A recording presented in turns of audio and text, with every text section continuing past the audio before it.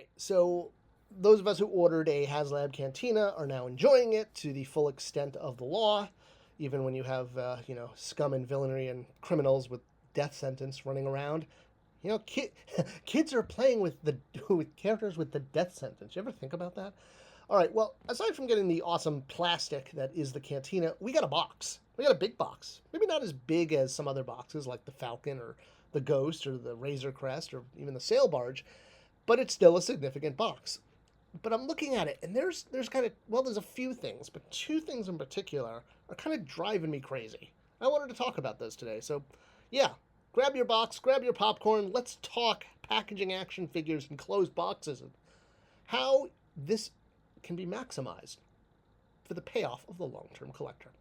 Let's jump in on Spector Creative.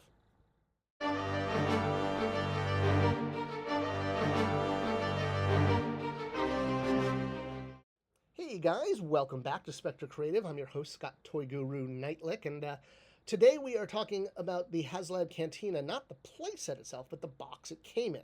Now we all know the box had boxes on boxes on boxes, right? It was very well packed. But I'm talking about the actual vintage collection box, not the brown boxes, right? Once you got it out of the two shippers, along with like S-Shield plastic corner holders. I mean, this thing was wrapped tight. Well done, Hasbro. So the box is in the style of vintage Kenner, vehicle and playset boxes, where you usually had a color shot, which was called a beauty shot or really the main beauty shot of the product. And Kenner was notorious for putting a whole bunch of action figures in to make the scenes come to life. Now, they didn't do this always in the beginning. Like the TIE Fighter was just the TIE Fighter, and the X-Wing was just the X-Wing. But, when you get to things like the Falcon and the Y-Wing, and, you really started to see scenes. I mean, I still, to this day, think that Admiral Akbar owned the Y-Wing because he was flying the Y-Wing on the box cover from 1982 or whatever it was. So, yeah, that's why we're looking at the new box, especially for the Cantina. I'm like, where are all the characters? I mean, this is literally the one Star Wars toy designed to display more characters than anything else ever. And the only figures we get on the box are basically the 2025 Tatooine figures and the ones that came with the Cantina. There are, almost 50 different aliens and sand troopers and Jawas Jawas are aliens, but things that should be in the Cantina that have been released over the past 30 years. Yet the beauty shot, the main glory shot on the front of the box is very empty. I mean, we've got the Tonica sisters and Greedo and Luke in the background, and this is the one that's done in pencil and ink on the other side, which again is very reminiscent of the vintage box. But then if you look, there's additional beauty shots that are on the top and bottom in an 8 square grid to show off different details. And again, for the most part, these shots are showing off 2025 figures, which does make sense because you want to show off figures that you can buy. But you'll notice there are some older figures that are they're in shadow. Like you get the Croc and you get the Smoking Man. They're there in a few of the beauty shots, but you can't make them out. So the question is, okay, they obviously had more access to more Cantina figures. Why didn't they use them in more of the beauty shots? Why didn't they fill the Cantina?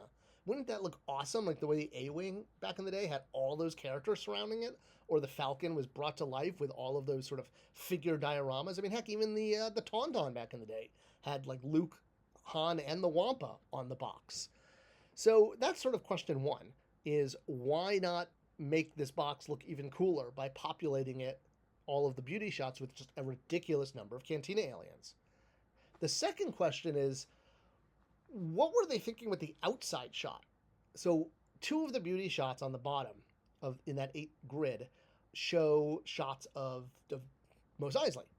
And one of them in particular, you see a whole bunch of stormtroopers and sand troopers, and then you get Bo Sheck from Power of the Jedi and Limbrian Needs from the Power of the Force 2 box set, the one that came with Tequil and Labria, the devil guy and the first Snaggletooth in the modern line.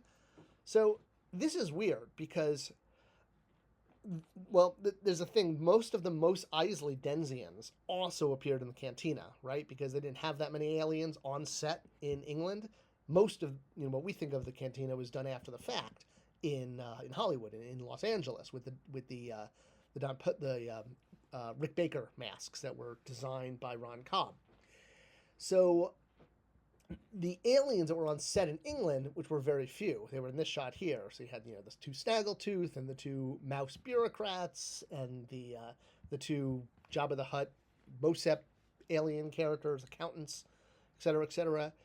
Almost all of these figures are also in the Cantina. Especially, if you look up the early cut of the Cantina before they added in the Los Angeles pickup shots, you'll see that instead of having shots of the aliens in the booths from Los Angeles, all of the inset shots in the original cut are just all of the aliens that actually were on set, which are basically the Mos Eisley aliens.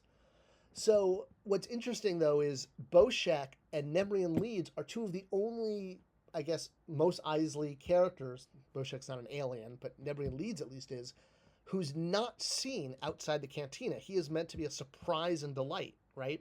So while we've already been introduced to Snaggletooth and Mosep and the mouse bureaucrat colonel guys, Salamandro or whatever his name is, who haven't been made as figures yet, Nebrian Leeds was an alien, as was Ponda Baba, that was going to be a surprise when we got into the Cantina. They hadn't already shown up walking around Mos Eisley the way almost every other alien on set did. So the fact that they'd have Nebrian Leeds and Boshek walking around Mos Eisley when, one, they were two characters that were never seen in Mos Eisley, but only in the Cantina.